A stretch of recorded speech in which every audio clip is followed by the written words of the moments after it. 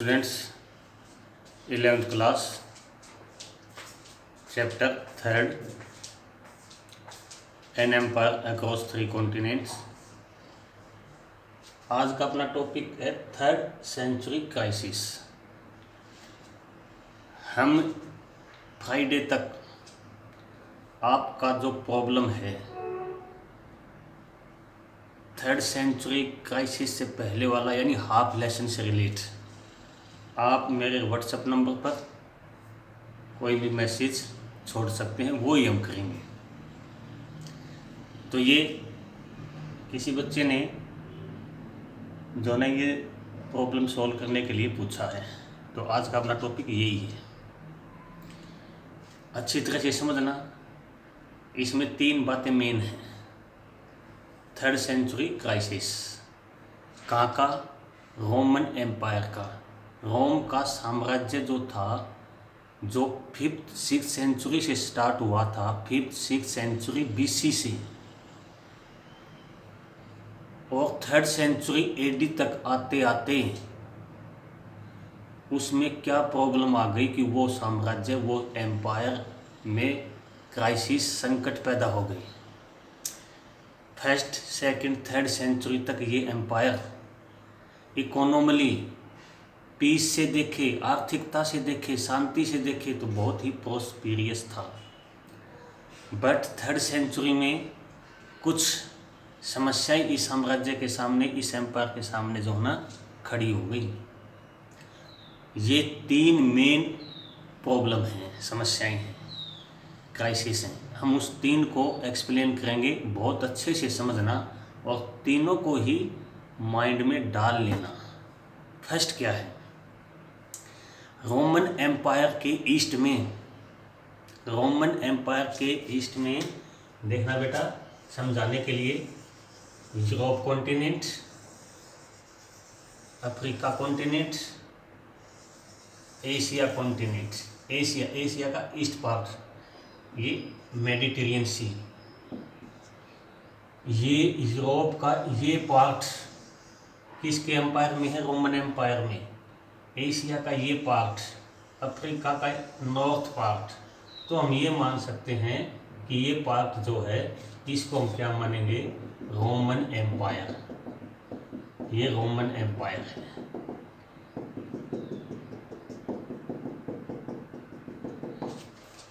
Asia continent का west part, Africa का north part, Europe का साउथ पार्ट।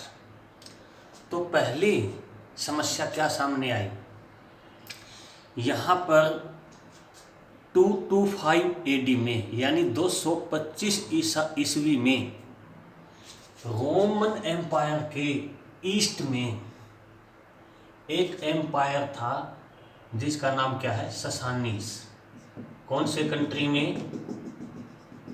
आज के कौन से कंट्री में? ईरान में।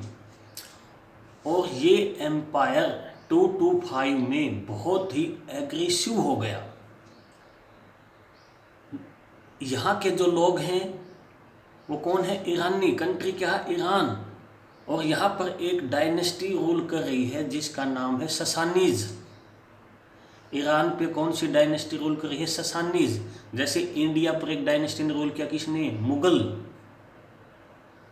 खिलजी, तुगलक। ऐसी ही एक डायनेस्टी है यहाँ पर, ससानी। ये बहुत ही एग्रेसिव हो गई। कब? 225 में, 225 ईस्वी में। और इस डायनेस्टी ने अपने से वेस्ट जो एक एम्पायर था, कौन सा? रोमन एम्पायर, उस पर अटैक कर दिया।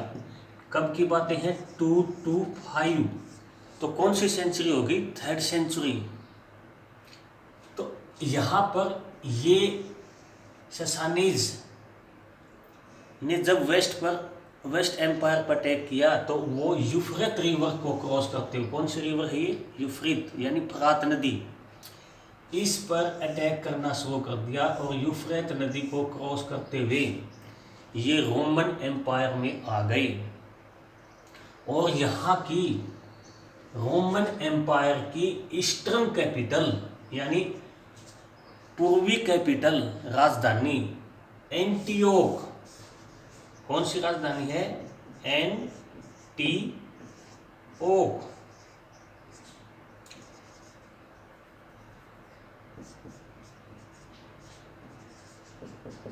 एंटिओक पर कब्जा कर लिया। तो प्रॉब्लम संकट पैदा हुआ ना, कौन सी सेंचुरी में, 225 में। और यहाँ पर कब्जा करने के बाद यानी रोमन एम्पायर का ईस्ट पार्ट ऑलमोस्ट किसके अंडर में आ गया, ससानीज डायनेस्टी के अंडर में आ गया। यहाँ पर एक स्टोन के ऊपर एक इंस्क्रिप्शन खुदा हुआ है, लिखा हुआ है, स्टोन इंस्क्रिप्शन, जिसको हम हिंदी में बोलते हैं शिला पर लिखा हुआ एक लेख मिला है, जिसमें ससानी रूलर शापुरफेस्ट क्या क्लेम करता है कि मैंने रोमन एम्पायर के 60,000 जो रोमन सेना है उसको कंट्रोल कर लिया, उसको मार दिया, सफाया कर दिया उसका। तो इस तरह पहली समस्या रोमन एम्पायर के सामने कौन सी डायरेक्शन से आई, ईस्ट से। तो पहला पॉइंट क्लियर। अब सेकंड देखो, ये यहाँ पर एक नदी है राइन नदी, और ये एक रिवर है डैन्यूब जो ब्लैक सी में जाती है। राइन और डैन्यूब रिवर जो है यूरोप कॉन्टिनेंट की दो नदी हैं। अब दूसरी समस्या देखो, दूसरा पॉइंट क्या है। यहाँ पर एक कंट्री है यूरोप का जिसको हम बोलते हैं जर्मनी, प्रेजेंट डे कौन सा है, जर्मनी। और जर्मनी के अंदर कुछ ट्राइब्स, कुछ कम्युनिटी हैं जिनका नाम एलमनाई, क्या नाम है, एलमनाई, फ्रेंक्स, एलमनाई और गोथ्स, ये 3 कम्युनिटी कह लो, 3 ट्राइब्स कह लो।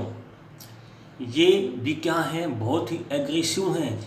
इन्होंने भी राइन नदी, राइन रिवर और डैन्यूब रिवर के आसपास तक, यानी यहाँ ब्लैक सी है, ब्लैक सी तक इन्होंने अपने से ईस्ट में यहाँ पर रोमन एम्पायर के ऊपर अटैक शुरू कर दिया और रोमन एम्पायर को यहाँ से साउथ की ओर धकेल दिया। रोमन सेना इनका मुकाबला नहीं कर पाई, लड़ती रही लेकिन मुकाबला नहीं कर पाई। और 280 ऑलमोस्ट 280 एडी तक ये कंटिन्यू जो है ना अटैक करते रही। रोमन सेना, रोमन आर्मी इनके साथ लड़ती रही पर इनका मुकाबला नहीं कर पाई। रोमन सेना ने ये एरिया छोड़ना पड़ा। तो दूसरा क्राइसिस यानी दूसरा जिसको हम संकट बोल सकते हैं वो कौन सा है, वो कहाँ से पैदा हुआ, जर्मनी से। जर्मनी की 3 मैंने ट्राइब्स बताई हैं, एलमनाई, गोथ्स, फ्रैंक्स। इन्होंने राइन और डैन्यूब, कौन सी रिवर है ये, डैन्यूब रिवर के आसपास वाले एरिया के ऊपर, यानी ये कह लीजिए कि जर्मनी से लेकर ब्लैक सी तक का जो भी रोमन एम्पायर का नॉर्थ पार्ट था उसके ऊपर कंटिन्यू इन्होंने अटैक रखा। रोमन आर्मी को वहाँ से पीछे की ओर धकेल दिया, ये कहो साउथ की ओर धकेल दिया। और रोमन रूलर ने उस एरिया को छोड़ना पड़ा। बार बार इनके लंबे टाइम तक अटैक होते रहे और 280 तक ऐसा ही चलता रहा, रिपीट होते रहे। और यहाँ के रोमन एम्पायर के रूलर ने इनको क्या कहा है, बारबेरियन, यानी ऐसे लोग जो अटैक ही करते रहते हैं, बारबेरियन। तो 2 पॉइंट क्लियर। तीसरा पॉइंट क्या है यहाँ पर कि रोमन एम्पायर के अंदर 3rd सेंचुरी में, रोमन एम्पायर के अंदर 3rd सेंचुरी में 47 ईयर्स में केवल 47 सालों में 25 रूलर चेंज हुए। बहुत थोड़े थोड़े समय में जब रूलर चेंज होते हैं तो कोई भी प्लानिंग इम्प्लीमेंट में नहीं आती, कोई भी योजना जिसको हम बनाते हैं उसका वो पूरी नहीं हो पाती, तो उसको एक पीस का एम्पायर, एक पीस टाइम नहीं कह सकते। जब एक रूलर लंबे टाइम तक रूल करता है तो हम हिस्ट्री में हमने यही पढ़ा है कि उसने बहुत सारे काम एक अच्छे से किए हैं। अब बाबर और हुमायूं जो इंडिया में रूलर थे बहुत थोड़े थोड़े समय के लिए थे, बट अकबर और औरंगजेब एक लंबे टाइम तक रहे, तो उन्होंने जो है ना यहाँ पर शाहजहाँ ने यहाँ पर देखो आर्किटेक्चर के मामले में देखो अपना एम्पायर किस तरह बढ़ाया। तो इस तरह थोड़े थोड़े समय के अंदर यहाँ पर रूलर जो है चेंज होने लग गए, और ये इस बात का इंडिकेट करता है कि उस टाइम रोमन एम्पायर में स्टेबिलिटी नहीं थी। तो तीसरा पॉइंट क्या है, 3rd सेंचुरी में रोम के अंदर 47 ईयर्स, केवल 47 सालों में 25 रूलर चेंज हुए। तो ये किस बात का इंडिकेट करती है कि रोमन एम्पायर के अंदर सिविल वार छिड़ गए थे। सिविल वार क्या होते हैं, गृह युद्ध, अपने ही एम्पायर में, अपने ही कंट्री में, अपने ही स्टेट में, अपनी ही गवर्नमेंट के, अपने ही इंस्टीट्यूशन के अगेंस्ट युद्ध लड़ना। तो इस तरह ये 3 समस्याएं पैदा हुई। पहली समस्या, ससानीज रूलर की अटैक, यूफ्रेट रिवर को क्रॉस करते हुए रोमन एम्पायर के ईस्ट में जो उसकी कैपिटल एंटियोनोक, उसको कंट्रोल कर लिया। एंटियोक को कंट्रोल करने के बाद वो यहाँ तक आ गई। दूसरा क्या है, जर्मनी की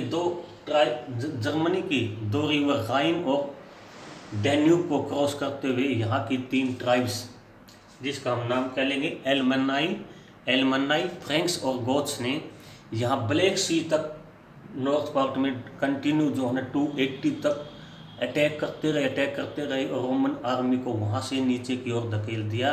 तो ये भी एक बहुत बड़ा संकट रोम में पैदा हुआ।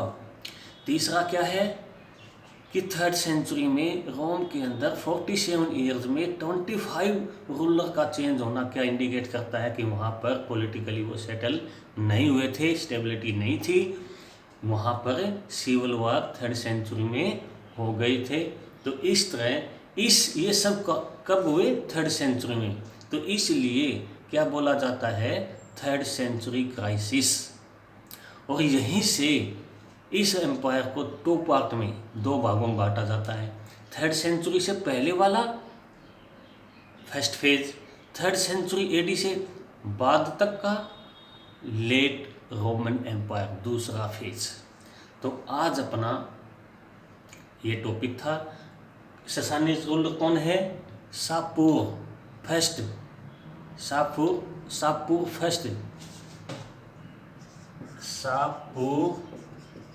फर्स्ट कितनी सेना को कंट्रोल कर लेता है, रोमन सेना को यानी मार देता है, सफाया करता है, 60,000।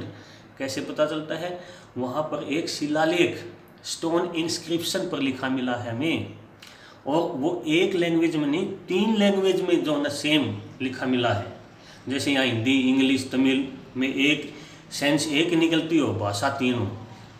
तो इनका अटैक 3 ट्राइब्स कौन से हैं, एलमनाई, फ्रेंक्स, गोथ्स।